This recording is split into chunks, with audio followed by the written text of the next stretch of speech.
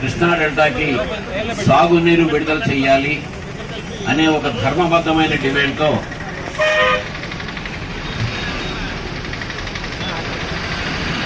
ఈరోజు అవనిగడ్డ వారధి దగ్గర రిలే నిరాహార దీక్ష చేస్తున్న అవనిగడ్డ మాజీ శాసనసభ్యులు, అలాగే వైఎస్ఆర్ కాంగ్రెస్ పార్టీ రైతు విభాగం వర్కింగ్ ప్రెసిడెంట్గా ఉన్న సింహాద్రి రమేష్ గారు, అలాగే మన ప్రీతమ ఆడపడుచు, మన జిల్లా తొలి ప్రథమ మహిళగా ఉన్న జిల్లా పరిషత్ చైర్మన్ గారు ఉప్పాల హారిక గారు, అలాగే ఇక్కడ ప్రత్యేకంగా మహిళా సోదరిమణులు జెడ్పీసీటీసీలు ఎంపీపీలుగా ఉన్న అందరూ పార్టిసిపేట్ చేసిన రైతు సోదరులందరికీ కూడా ముందుగా నమస్కారం. అంటే ఒకసారి మనందరూ రైతు సోదరులమే, మేము మీకు చెప్పవలసిన మీరు మాకు చెప్పే స్టేజ్లోనే ఉంటారు వ్యవసాయం గురించి. కానీ ఒక్కసారి వెనక్కి తిరిగి ఆలోచించుకుంటే 1855 సంవత్సరంలో మొట్టమొదటిగా ప్రకాశం విజయవాడలో సర్ ఆర్థర్ కాటన్ ఆయన డిజైన్ తయారు చేస్తే కెప్టెన్ మోర్ అనే బ్రిటిషర్ నిర్మాణం చేస్తే మొట్టమొదటి బ్యారేజ్ నిర్మాణం జరిగింది. ఆ రోజు బ్యారేజ్ నీటి మట్టం 7 అడుగులు, 7 లక్షల ఎకరాలు కృష్ణా డెల్టా మొత్తం కలిపి అప్పుడు సాగు. ఆ తర్వాత మరలా 1954లో ఆ బ్యారేజీకి గండి పడింది. గండి పడితే వేప కృష్ణమూర్తి గారని ఒక సూపరింటెండెంట్ ఇంజనీర్ గారు దాన్ని ఎట్లా ఇచ్చేయాలా అని చెప్పి పడవలో వెళ్తే ఆ పడవ గండిలోకి లాగేస్తే ఆ ఇంజనీర్ గారు 4-5 కూడా చనిపోయారు. అప్పుడు ప్రకాశం బ్యారేజీ నిర్మాణం చేపట్టడం జరిగింది. సో అంటే 1957కి ప్రకాశం బ్యారేజీ నిర్మాణం పూర్తయింది. ఇవాళ బ్యారేజ్ దగ్గర నీటి మట్టం 11 అడుగులు. సో 13 లక్షల ఎకరాలకి సాగునీరు అందించే బ్యారేజ్. అంటే సుమారుగా 170 సంవత్సరాల చరిత్రలో ఎప్పుడు కూడా కృష్ణా డెల్టాలో వరి సాగు చేయవద్దు, సాగుకు నీరు విడుదల చేయము అన్న పరిస్థితి 170 సంవత్సరాల్లో లేదు. ఇదే మొట్టమొదటి సంవత్సరం. సో దీంట్లో కూడా మళ్ళీ అంటే ఒక రైతు నాయకుడు కానీ నిజంగా ఒక ప్రజానాయకులు కానీ పనిచేసేటప్పుడు ప్రజా సమస్యల మీద మనం అధికారంలో ఉన్నామా ప్రతిపక్షంలో ఉన్నామా అనేది కాదు. ఎక్కడున్నా సరే వాస్తవ సమస్యని ప్రభుత్వం దృష్టికి తీసుకెళ్లవలసిన బాధ్యత వాళ్ళ మీద ఉంటుంది.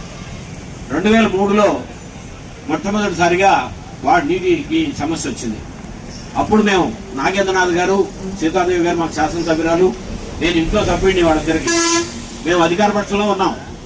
మొట్టమొదటిగా ప్రభాకర్ రెడ్డి గారు కలెక్టర్ గారు గుడివాడ మార్కెట్ యార్డుకి పిలిచి ఆయనతో మొట్టమొదటి మీటింగ్ పెట్టి ఆ మీటింగ్ లో నేనే మాట్లాడుతూ ఇది కృష్ణా డెల్టా అండి, ఇది సముద్ర మట్టానికి 16 అడుగులు 17 అడుగులే ఉంటుంది, ఏమాత్రం వర్షం పడితే మళ్ళీ నీళ్లు నిలబడిపోతాయి. సో లేట్ అయితే ఇక్కడ వరి అప్పటికి ఎదబట్టం లేదు, నారుమళ్ళు లేకపోతే నీళ్ళు వచ్చినప్పటికీ కూడా సాగు చేసుకోవడానికి సాధ్యం ఉండదు, ఇంకో పంటకు సాధ్యం కాదు అంటే ఆయన మాట్లాడుతూ ప్రభాకర్ రెడ్డి గారిని కడప జిల్లా. సో నేను రైతు కుటుంబంలో నుంచే వచ్చాను, మా ఇంట్లో వరి విత్తనాలు ఉంటాయి, జొన్నల విత్తనాలు ఉంటాయి, అన్ని రకాల విత్తనాలు ఉంటాయి, అవసరాన్ని బట్టి వేసుకోవాలి, మీరు ఒరే వేస్తానంటే కుదరదు అని మాట్లాడారు. అట్లాగే సాగర్ నుంచి ఎన్టీ రామారావు గారు ముఖ్యమంత్రిగా ఉండగా డెడ్ స్టోరేజ్ 490 అడుగులు లోపుంటే కూడా నార్మల్గా రిలీజ్ చేశారు. ఇప్పుడు అప్పటికి 507 అడుగులు ఉంది మేము చేసేటప్పుడు నాగార్జున సాగర్. ఇప్పుడు నార్మల్గా రిలీజ్ చేయమంటే ఆయన డెడ్ స్టోరేజ్ నుంచి నీళ్ళు కిందకు రావు, ఇంజిన్లు పెట్టి తోడవుతాయి, అంతేగాని కిందకు రావన్నారు. సరే పెద్ద ఆయన కలెక్టర్ గారు స్టేజింగ్ మీద పిలిచాం మేము, అయితే ఆర్గ్యూ చేయడం ఎందుకని మేము ఆర్గ్యూ చేయలే. ఆ తర్వాత మళ్ళీ ఆయన ఛాంబర్ లో అప్పటికి డెల్టా మొత్తం మిగతా అందరూ జాయిన్ అయ్యారు. డెల్టా పరిరక్షణ సమితి కన్వీనర్ గా మధుప్రసాద్ గారు, పిన్ననేని వెంకటేశ్వరరావు గారు, పిన్ననేని కోటేశ్వరరావు గారు, మేము అధికార పక్షంలో ఉండి కూడా ప్రతి విషయం మొత్తం జనందుకి అసలు ఉద్యమానికి మేమే మొట్టమొదటి కారణం. అలాగే ముందు అసలు గుర్తు కూడా చేసుకోవాలి, కృష్ణానది పుట్టిన మహాబలేశ్వరం నుంచి ప్రతి ప్రాజెక్టు కూడా నాకు చూపించింది. ఇవాళ ఇరిగేషన్ లో నేనేమన్నా మాట్లాడుతున్నాను అంటే దానికి కారణం నాగేంద్రనాథ్ గారే. వ్యవసాయంలో నేను ఎంఎస్సీ అగ్రికల్చర్ చదువుకున్నాను, నేను మళ్ళీ రైతుగా ఉన్నాను, అగ్రికల్చర్ గా లేదు. ఇరిగేషన్ లో నాలెడ్జ్ మొత్తం కూడా నాకు నాగేంద్రనాథ్ గారి దగ్గర నుంచి నాకు వచ్చింది. ఈరోజు సుమారుగా లేరు, ఆయన ఉంటే మళ్ళీ కూడా ఈ ఉద్యమంలో సాగునీటి కోసం ముందే ఉద్యమానికి బయలుదేరి ఉండేవారు. ఆ రోజు అదే ఉద్యమంలో కలెక్టర్ గారి ఛాంబర్ లో క్లియర్ గా కలెక్టర్ గారు మళ్ళీ మాట్లాడుతూ గుడివాడ మీటింగ్ లో ఎవరో ఒక రైతు ఇట్లా అని, నేను అక్కడే ఉన్నాను కానీ నేనంటే అది కూడా తెలియదు, కృష్ణా డెల్టాలో వరి తప్ప సాగు చేయడానికి సాధ్యం కాదన్నాడు, నేనేమో అన్ని వేసుకోవచ్చు అన్నాను, ఆయన చాలా గట్టిగా మాట్లాడాడు అని చెప్పి ఎందుకో నాకు అనుమానం వచ్చి శాస్త్రవేత్తలు పిలిపించి నేను మాట్లాడాను. చాలా క్లియర్ గా శాస్త్రవేత్తలు చెప్పింది కృష్ణా డెల్టాలో వరి తప్ప ప్రత్యామ్నాయం వేయటానికి సాధ్యం కాదు. ఖరీఫ్ లో రెండో పంటలో వేసుకోవచ్చు, మొదటి పంటలో మాత్రం ఏ పంట వేసినా సరే అది ఏమాత్రం వర్షానికి ఏరుకుండిపోతుంది, చనిపోతుంది. మీకు జూలై నుంచి అక్టోబర్ ఎండింగ్ దాకా కంటిన్యూగా నీళ్లున్నా నేల బొరతో ఉన్నా తట్టుకునేది వరి ఒక్కటే. ఈవెన్ చెరుకు కూడా మనం కింద ఇయ్యం, మెరక ప్రాంతాల్లోనే వేస్తాం. ఆరుదలు ఉంటేనే చెరుకు కూడా దిగుబడి వస్తుంది. ఒక ఆక్వాకల్చర్ తర్వాత ఆక్వాకల్చర్ నీళ్ళతో ఉండదు కాబట్టి ఆక్వాకల్చర్ వస్తుంది. ఇవాళ కృష్ణా డెల్టాకి వరి తప్ప పంట సాధ్యం కాదు అనే దాంట్లో కూడా వ్యవసాయ శాఖ రిపోర్ట్ కూడా కృష్ణా డెల్టాలో ఈ సంవత్సరం సాగు మొత్తం 4,09,620 ఎకరాలు. మీడియా ఇక్కడే ఉందనుకుంటాను. దీంట్లో వాళ్ళ అంచనా 3,96,975 ఎకరాలు వరి మాత్రమే. అంటే కేవలం 10,000 11,000 ఎకరాలు మాత్రమే మిగతా పంటలు ఉన్నాయి. దాంట్లో 6,000 చెరుకు ఉంది, అది కూడా ఊరి దగ్గర ఉంది. ఒక 3,000 ఎకరాలకు మాత్రమే మినుము సాగు ఉంది, అది పెనమలూరు నియోజకవర్గంలో మెరకల్లో ఉన్న ప్రాంతంలో.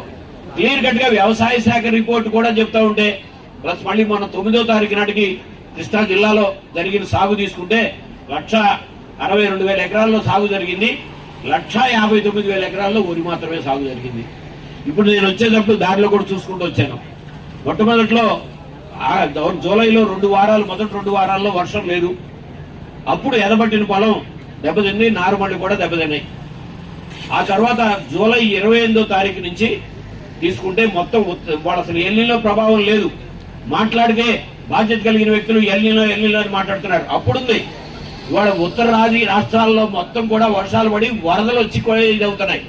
మన పక్కనున్న తెలంగాణ సాధారణ వర్షం, వాళ్ళ కర్ణాటక సాధారణ వర్షం, మహారాష్ట్రలో అత్యధిక వర్షాలు పడి కృష్ణా భీమా రెండు కూడా ఉధృతంగా వస్తూ 1,50,000 క్యూసెక్లు వాళ్ళ దూరాలు దాటి వస్తున్నాయి. ఒక్క తుంగభద్రకు మాత్రమే 65,000 వస్తున్నాయి. ఇంకా తుంగభద్ర నిండలేదు, సుంకేశ్వర బ్యారేజీకి నీళ్లు రావట్లేదు. పైనుంచి ఇంత పరిస్థితులు వస్తా ఉంటే 28వ తారీఖు వరకు -53% మైనస్ ఉంది. 28వ తారీఖు నాటి నుంచి ఇవాళ వరకు దగ్గరగా 38 మిల్లీమీటర్లు సాధారణ వర్షపాతం రాష్ట్ర సరాసరి. కృష్ణా జిల్లాలో తీసుకుంటే 45 నుంచి 50 మిల్లీమీటర్లు పడింది. ఈ 28వ తారీఖు నాటి నుంచి ఇప్పుడెక్కడా కూడా పొలం ఎక్కడ చనిపోవట్లా.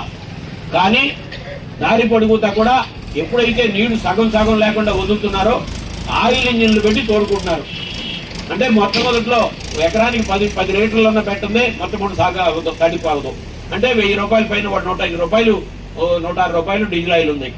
మళ్ళీ ఆ తర్వాత ప్రతిసారి కూడా ఎకరానికి ఒక 5 లీటర్లు కావాలి. ప్రాణం అంతా పెట్టి సాగు చేస్తాడు, వదలడు. ఎందుకంటే తను పెంచిన మొక్క తన ఇంట్లో బిడ్డ కంటే ఎక్కువగా చూసుకుంటాడు రైతు. అందుకనే ఇంకా ఈ దేశంలో వ్యవసాయం నడుస్తుంది, ఈ ప్రజలకు తిండి కలుగుతుంది. మొన్న ముఖ్యమంత్రి గారు మాట్లాడారు, అంటే 20 లక్షల ఉద్యోగాలు ఇచ్చాం.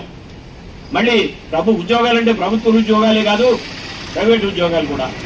అంటే రమేష్ గారు వాళ్ళ స్కూల్లో ఎవరన్నా ఒక అటెండర్కు లేకపోతే ఇదికి ఇస్తే అది ప్రభుత్వం ఇచ్చిన ఉద్యోగం. ప్రభుత్వం ఇచ్చిందా, రమేష్ గారు ఇచ్చుకున్నాడా? అంటే మీ పొలంలో ఎవరైనా సరే ఇవాళ ఆంధ్రప్రదేశ్ లో 75 లక్షల ఎకరాల్లో సాగు జరుగుతుంటే 22 నుంచి 23 కోట్ల పరిజనాలకి పని కల్పిస్తుంది రైతులు. కృష్ణా డెల్టాలో కూడా కృష్ణా డెల్టాలో తీసుకుంటే కూడా 4 నుంచి 5 కోట్ల మందికి పని కృష్ణా డెల్టాలో కల్పించే పరిస్థితి.